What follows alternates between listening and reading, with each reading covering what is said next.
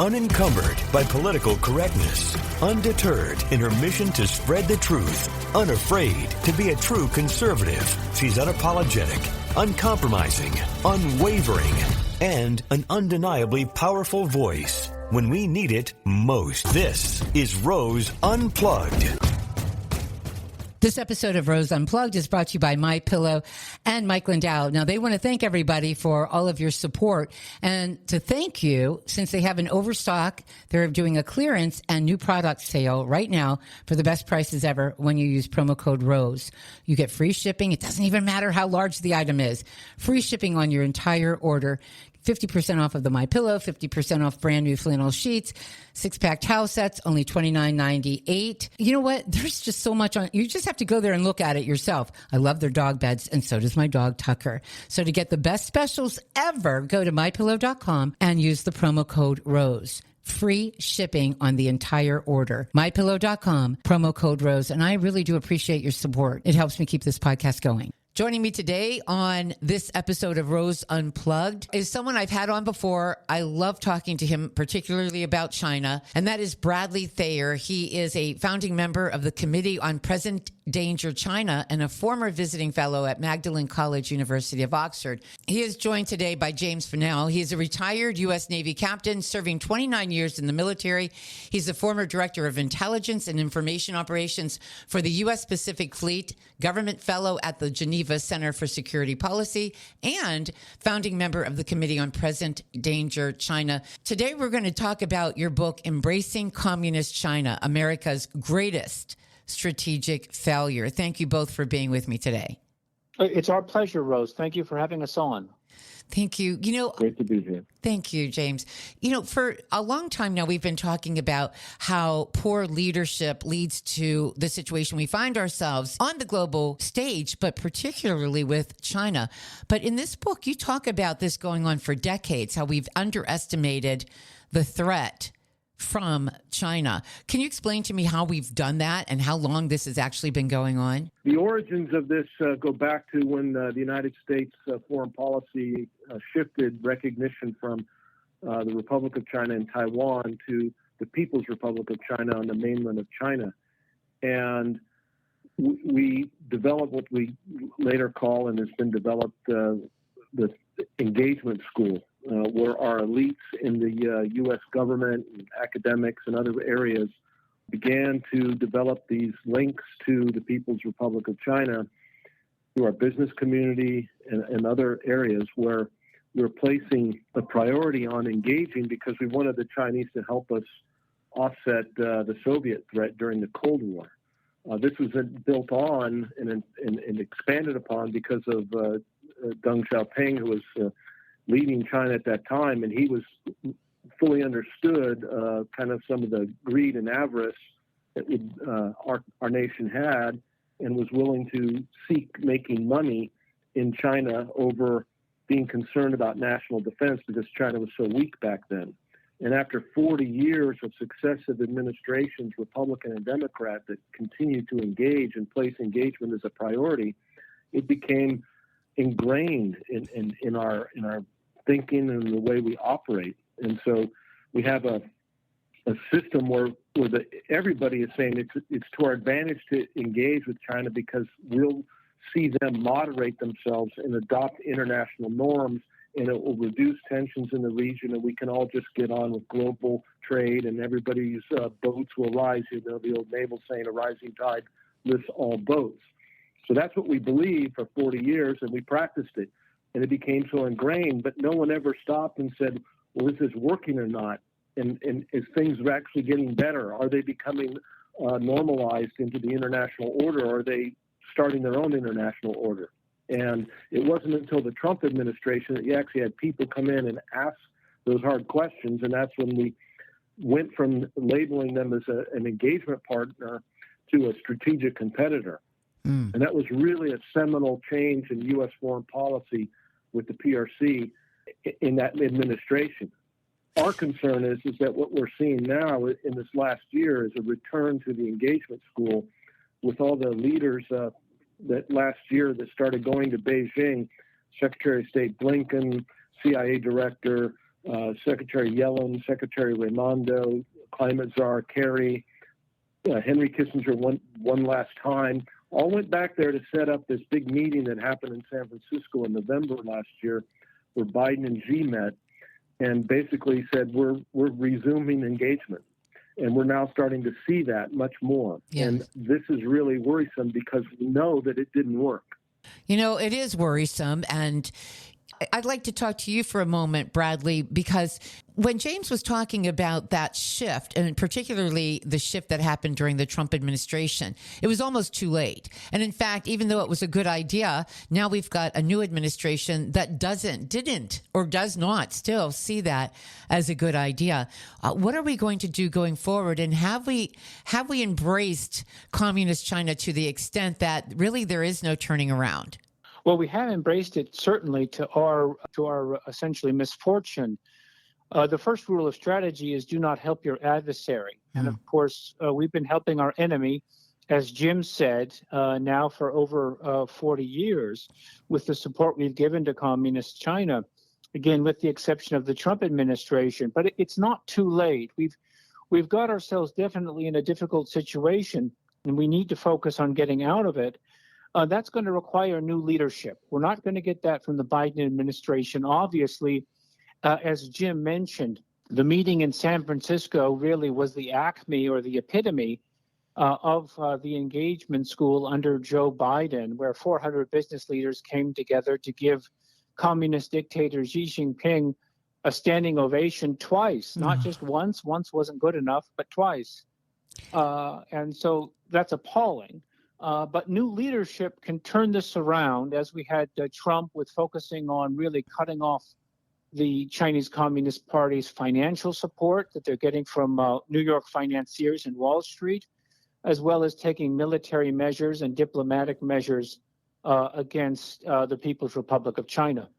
So, Jim, when we talk about this, we're talking, and my concern is that in the meantime, until we have another administration, someone who understands the situation in China, and God help us, I hope we do. But if we don't, you can already see that the effects of all of this. And China has become emboldened. When you look at the relationship that China has formed or is forming with Russia, even Iran, there's something to be concerned about there, isn't it? And you've got your military experience to kind of read the leaves here, if you will. But are you not concerned about these unholy alliances that we can see forming right now? Well, they're not just forming right now in terms of Russia and China. They go back to 2005 at the creation of the Shanghai Cooperation Organization. Oh. And it was a combination of basically Russia and China and some of these stands, if you will, the smaller nations around Russia.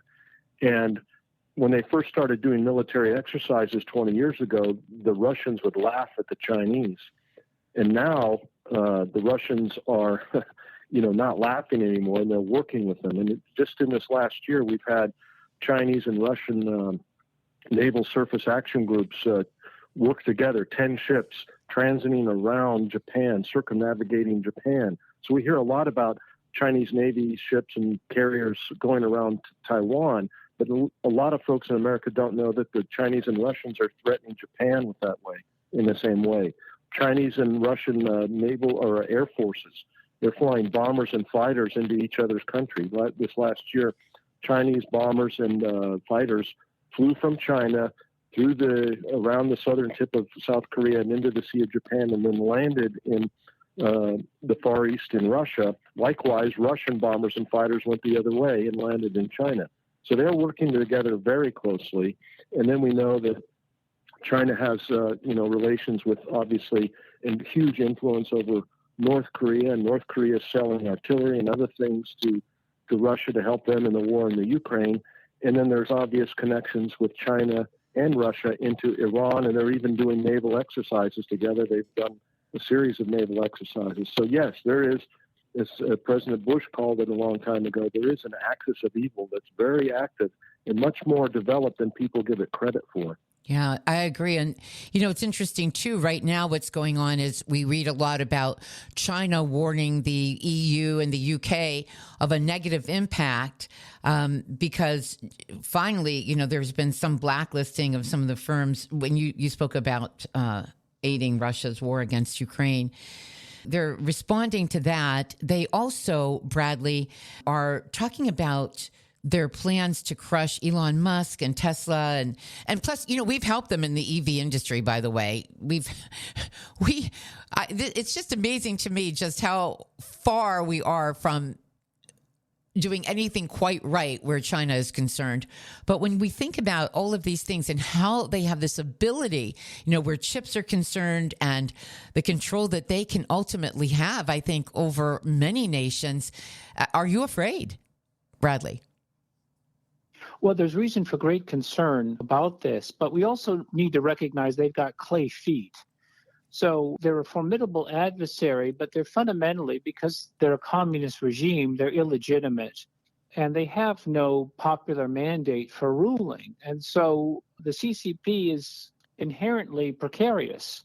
China's going into an economic downturn. And despite the success that they've had economically in the past with EVs, obviously batteries, Rose, as you mentioned, and to some degree in chips and in other mechanisms, that's based on our technology. Yes. And that's based really on our finance, right? Mm-hmm. We're subsidizing the Chinese Communist Party of China.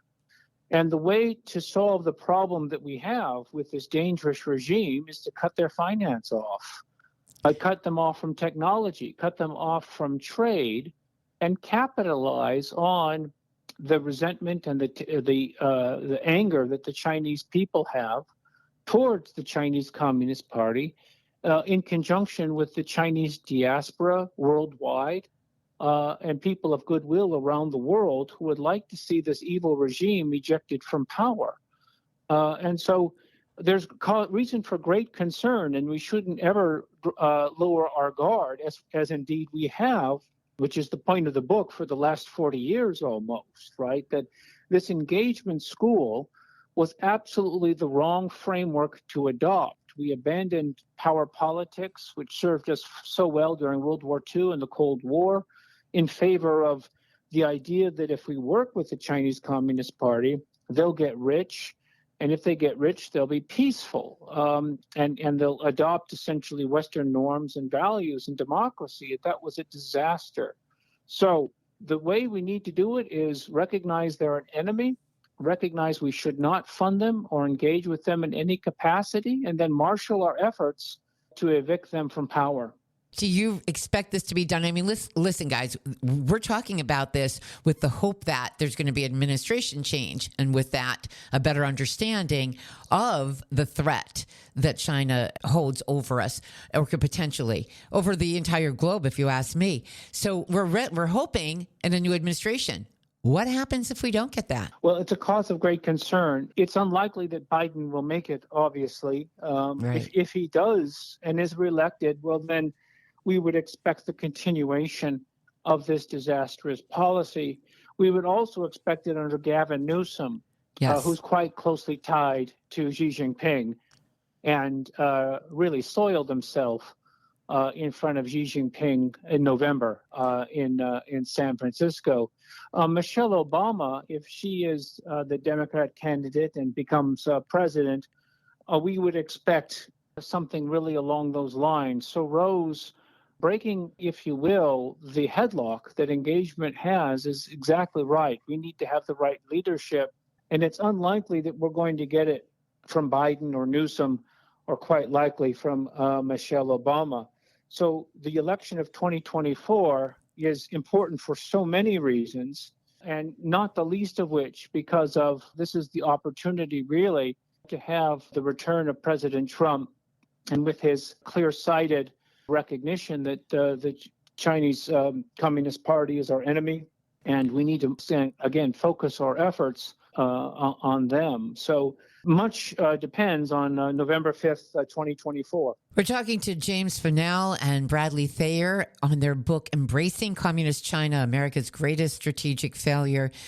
You know, Jim, we're talking about all of that, and Bradley mentioned Gavin Newsom, and that entire scene, it was the weirdest thing that I ever saw play out in my life, inviting the Chinese leader to California, but of all places, San Francisco, and then watching the cleanup happen. It's like we're living in an imaginary world sometimes. I feel like, we were pretending like what's going on in San Francisco isn't going on in San Francisco when all the world knows what's going on in San Francisco. I thought that was strange to begin with.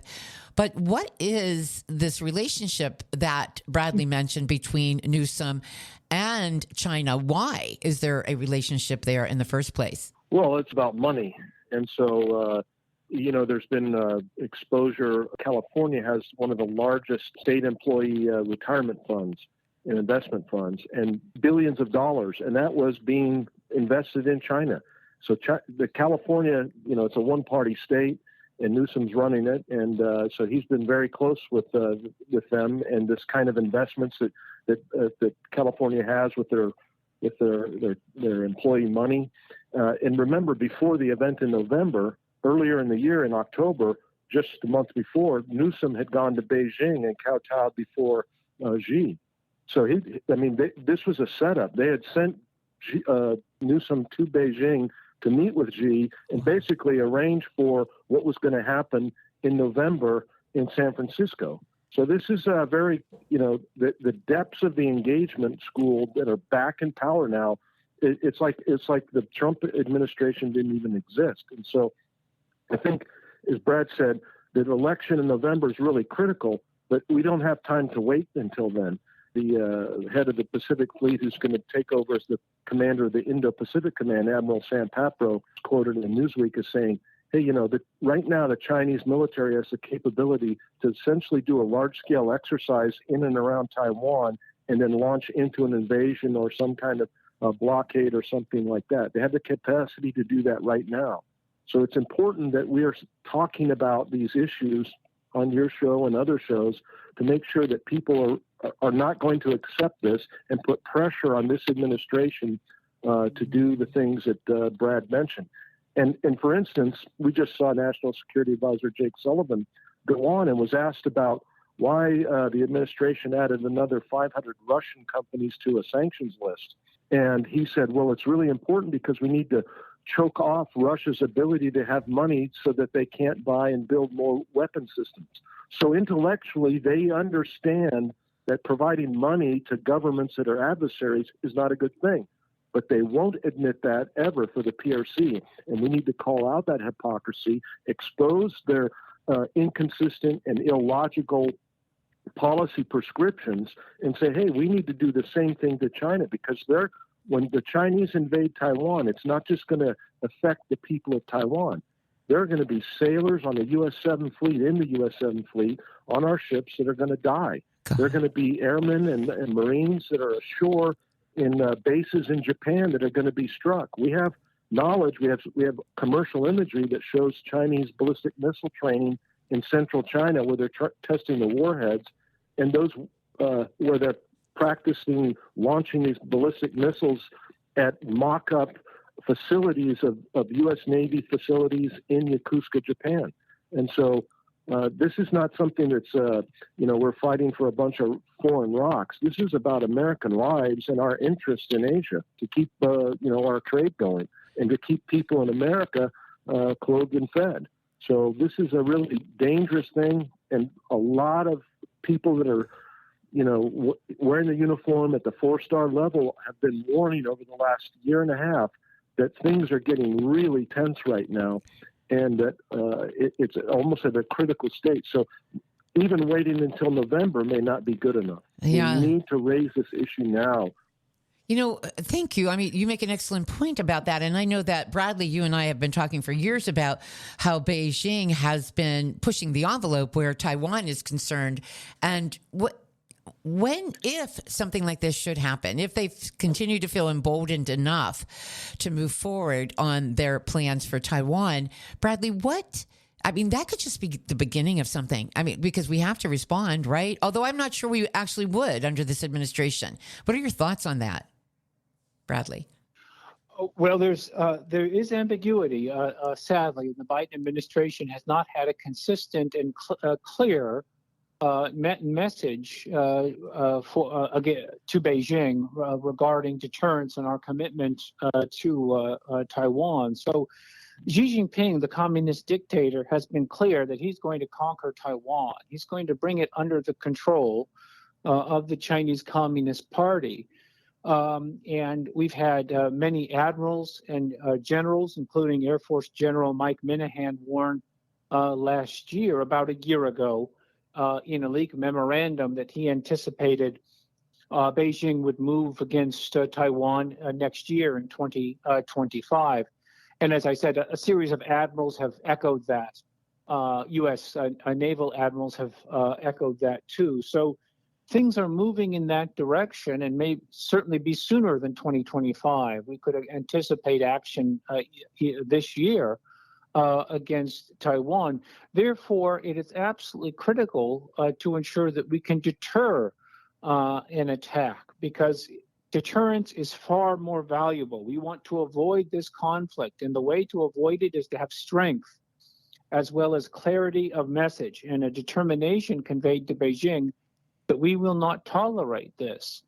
And so it's very important that your audience recognize that point and understand why Taiwan is important. For economic reasons, it's important because our economy is heavily dependent on the chips made in Taiwan. Yes. And so is the Western economy. Secondly, Taiwan's important because it has key bases, U.S. Bases for the U.S. military and intelligence community. Thirdly, it's important as a political symbol because Taiwan shows what China might have been. It shows that the Chinese people can have a democracy. They can have, as they just had their elections in Taiwan on January 13th, yes. If you recall, right? Taiwan shows that the Chinese Communist Party is illegitimate, and the Chinese people can live under a democratic government and can prosper under a democratic government. So for all of those reasons, Xi Jinping wants to hurt the Western economy. He wants to deny the U.S.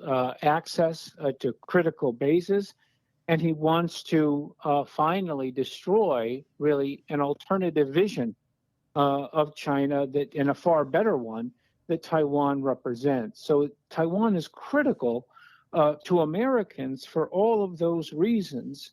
And thus, we need to move with dispatch. That's immediately to ensure we do the utmost to deter an attack against Taiwan. You know, Taiwan, now I'm thinking about it, has provided a thorn in the side of China because of those reasons, particularly because it actually shows that you can live independently, just as you said. You know, and when you think about the chips, too, you know, just recently there was an issue with cell phones in a couple of states here in this country, and it just brought everything to a halt, you know, for a good part of the day when that happened. But it just shows you the importance of, I mean, how much we rely on our iPhones, all of that technology that could be at risk right now that Bradley talked about. And James, I'll throw this question to you because there was just recently satellite images that showed this floating barrier in that South China Sea area that's heavily disputed. China feels that it's their area, and it's never. They dispute the claim that it is not their area. What are your thoughts on that as a military guy? Right. Well, the South China Sea has been an object of China's the Communist Party's. It's been one of the things that they use as a propaganda tool back at home in China to tell people that is, always been part of China in China's territory in historic terms, which is a false statement, but they use that. And so what really happened, there was a skirmish in that Mischief Reef where the PRC was able to, move in and take on control over a small little reefed area of the PRC or the Philippines. But the big event happened in 2012 at Scarborough Shoal, which is a shoal that's about 140 miles off of the coast of Manila, about 140 miles inside their exclusive economic zone. And in 2012, Chinese commercial vessels were inside the shoal stealing giant clams and coral to sell back in mainland China. And the Filipinos found out about it, and they kind of exposed it to the world when they sent one of their warships there that didn't really, wasn't threatening anybody, just wanted to see what was happening inside their EEZ. and they put it on television. And the next week, China sent about 11 ships down and surrounded it and basically took it away from China. And that was all facilitated by the Obama administration.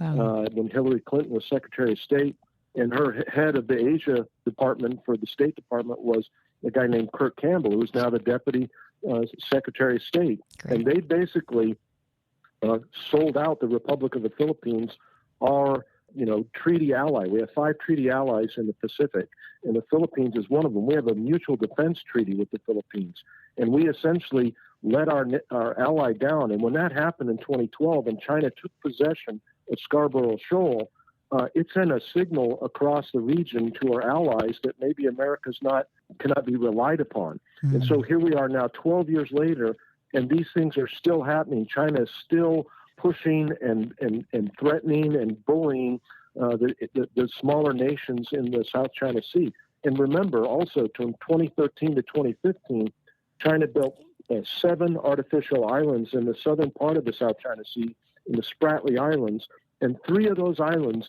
are the size of Pearl Harbor. Wow. And I guarantee you, nobody in your audience ever heard that China built 3 Pearl Harbors in the South China Sea. And then you can recall also that Xi went to Washington and met with Obama and promised that he would not militarize those islands. Yet today, those islands are staging bases for bombers, yes. PLA bombers and fighters and naval warships. So they've transformed the South China Sea, and right now they've got a huge amount of pressure that they're putting on the Republic of the Philippines because they have a new president, Aquino, and Aquino is now taking a much more return to the more traditional view of U.S.-Philippine alliance and seeking our protection. And Beijing's not happy about that because they had a kind of a dupe in the previous president, Duterte. And so now what we're seeing is a full effort again by the PRC to pressurize the Filipinos into taking and keeping them from having any access to Scarborough Shoal. There's another shoal called Second Thomas Shoal, which is farther south up of Palawan. And there's other areas where the Chinese are just ramping up the pressure to essentially force the Philippines to accept Chinese rule. So this is a part of the overall, what the Chinese call, the great rejuvenation of China. And they want to be able to restore all the things that they say is theirs. And the South China Sea is one. Taiwan is one.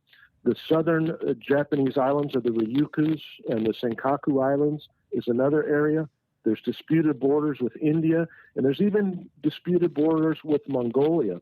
And we believe that, China, before they can have this great rejuvenation in 2049 of the restoration of all of China, which is the goal that Xi and the party has stated that they publicly will do, the 100th anniversary of the People's Republic of China, they have to restore all that territory to under their control. They were able to get Hong Kong here in the last few years without firing a shot, and 7 million people went from being somewhat free and autonomous to now being completely under the thumb of Beijing. In fact, many citizens in Hong Kong were taken out of the city and sent into the concentration camps in Western China. So they want to control and say that they own these things, and they've tried to get control by not using force. But they're at the point now where if they can't get it through non-kinetic means, through economic, information, and political power, they will use military power. Well, yeah, 2 things on that. I mean, first of all, I just want to mention that there does appear to be, according to these new satellite images, in the Scarborough Shoal, a new floating barrier. So it's like they're kind of flexing their muscles again. There's a new one. But when you talk about not using force, how then were they able to take that control when we talk about those islands and so forth? How did they? Well, in Scarborough Shoal, I was there. I was a director of intelligence for the U.S. Pacific Fleet when this happened. And so I was there and was involved with it. And what happened is that, again, it's a traditional fishing ground for the Filipino fishermen on their what they call bonka boats. So they're not mass commercial fishermen. They're just getting subsistence fishing for their families and their villages. And they were That's where they normally fished. And then they found this Chinese commercial vessels that were there in April of 2012, and they saw them in the shoal. They had boats that would go pull this coral reefs and giant clams out, and they put them on these bigger commercial vessels. And the Filipinos, as it sent out one of their warships to go see what was happening, and they went on board these commercial vessels and videotaped what they saw. And they put that in their evening news. And the Chinese got so upset that they sent all these ships out there, and they surrounded the shoal. And then what happened was that Kurt Campbell said, well, let's get the Filipinos together with the Chinese, Madame Fu Ying, who's senior foreign ministry person from the PRC, and they negotiated from April through June. And they had an agreement, Kurt Campbell says, they thought we had an agreement that on this day, June 15th, 2012, both nations would leave Scarborough Shoal, and then they'd resolve the situation diplomatically. And that day came, and the Filipinos kept their word, and they pulled their ships out, and the Chinese did not.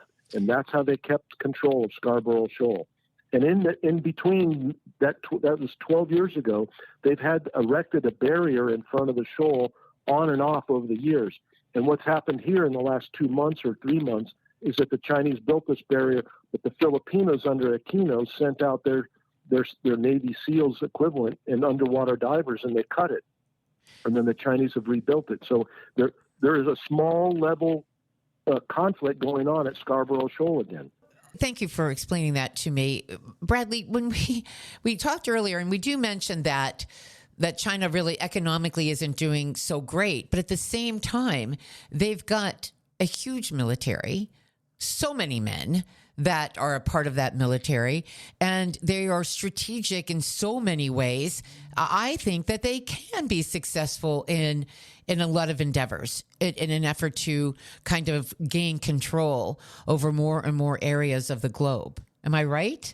Well, empirically, that's true. As we were just discussing, they're making the South China Sea really their sovereign territory in a de facto sense. But beyond, well, we're not doing anything. But beyond, they're pushing, and they're pushing India, indeed. Right. So it's all azimuth. It's aggression in all azimuths, and that's very dangerous, of course. So they do have prodigious military capabilities, which they're employing to advance the interests of the Chinese Communist Party, and directly opposed to the interests of the United States and our allies in the Indo-Pacific and globally. So again, they're increasingly using the military instrument to advance their policies, and that does not augur well, right? That suggests there's going to come a time soon where there's going to be a clash between China and one of our allies, like the Philippines, one of our partners like Taiwan, or the United States itself. And it's particularly worrisome because under Xi Jinping, here's an individual who's hyper-aggressive and is determined to realize these objectives today, right? He doesn't want to wait until 2049, right, the centenary of the revolution, but he wants it today. I agree. So very dangerous situation. Yeah, and I'm not certain that we will be there in every way we need to for the Philippines and Taiwan. And I think, James, that's what scares me in the end. Yeah, and that's in China. What happened in 2012 with Scarborough, this Chinese started writing about the Scarborough model, which is to say, if they can continue to pressurize and acquire things without firing a shot, it kind of snowballs, and it does a domino effect in reverse, against us for them, whereby it shows that America's weak and won't stand up for their allies, which means other nations will then be less likely to resist. And you were mentioning before about worldwide activity. I would just say, in 2019, I was in Kiel, Germany for Kiel Week, which is an annual naval event that goes on up there. And the Chinese pulled in a ship, a frigate, that had been on patrol in the Gulf of Aden for 3.5 months. So it left China, went to the Gulf of Aden, operated doing escorting of commercial vessels through the Gulf of Aden and the Bab el-Mandeb Strait into the Red Sea for 3.5 months. And then it went through the Suez Canal, through the Mediterranean, up to the Baltic. And I got on that ship. There was a reception. and they didn't know that I was coming on board. And I was on for 3.5 hours. And I saw this ship, and I saw the sailors and the staffs that were embarked, and they're very capable. They are a growing naval power. And just in this last couple of months, they had their 43rd Naval Escort Task Force that had finished its operations in the Gulf of Aden, went through the Mediterranean, then went into the Atlantic, and then went down to the west coast of Africa in the Gulf of Guinea, and they pulled into every nation there, 4 or 5 nations, for 5-day port calls. And now there's a lot of talk, and we heard reporting and leaked reporting from this administration that one of the nations down there had promised Xi that they would allow them to create and make a naval base. So we're expecting the Chinese will have a naval base in the next year or two in the Atlantic. So this should get people's attention. Oh, you've got mine. As well as in Cuba. As in Cuba. Cuba too, Rose. Wow. Yeah, the Soviet/Russian bases too. The Chinese are using there. So in the Caribbean and in South and Central America too, the presence is ever increasing. Yeah, we're really in trouble if we don't get this together. Guys, I know I kept you longer than I said, but I'm sorry. You know, Bradley, that I love talking about this subject because it is so important. And I think I happen to be someone who believes that this is not only historical, but biblical, what's happening right now. And so I'm watching with great interest how this all plays out. Bradley, if you'd like to just give us your final thoughts, representing both yourself and James. And I want to mention the book again. It's Embracing Communist China, America's Greatest Strategic Failure. We've got James Fennell and Bradley Thayer, who are the authors. There's a great foreword in there by Steve Bannon. But Bradley, why don't you just close us out here with your final thoughts? Well, sure. Thank you, Rose, and thank you for the opportunity to reach your audience. What we do is call attention to what every American should know, which is, how did this happen? How is it that the U.S. supported the rise of the Chinese Communist Party from, essence, 1990 until today? The consequences of that, of course, are profound. And we offer some solutions, too, about what can be done really to alert Americans to the enemy that we face in the CCP. But we need to take heart because we are Americans. We faced great threats before. And what we need to do is marshal ourselves and our strength to recognize much of our elite is compromised, our media, universities, financial centers. But if we're able to unite around a leader, if we're able to unite around the recognition of this threat, Jim and I are fully confident, of course, that Americans are going to be able to act as they have before to defeat tyranny in the 20th century. We were very successful in that, and we'll be able to do it again in the 21st century if we're aware of the nature of the enemy and, if you will, all of the tools that he employs against us. So, Rose, thank you very much indeed for the opportunity to reach your audience. Well, thank you both, too. James, thank you so much for your service to this country, and you continue to serve by being a part of this great book, Embracing Communist China. I'm assuming you can get this anywhere books are sold. Am I correct, guys? Yes, absolutely. Awesome. Okay. Thank you both. And God bless you both, too. And thank you for the work that you do. I know that you've been trying to get the word out for a very long time. And I just pray that it is loud and clear. And those who need to hear it will hear it. Thank you both for what you do. Thank you, Rose. Thank you. All right. Take care.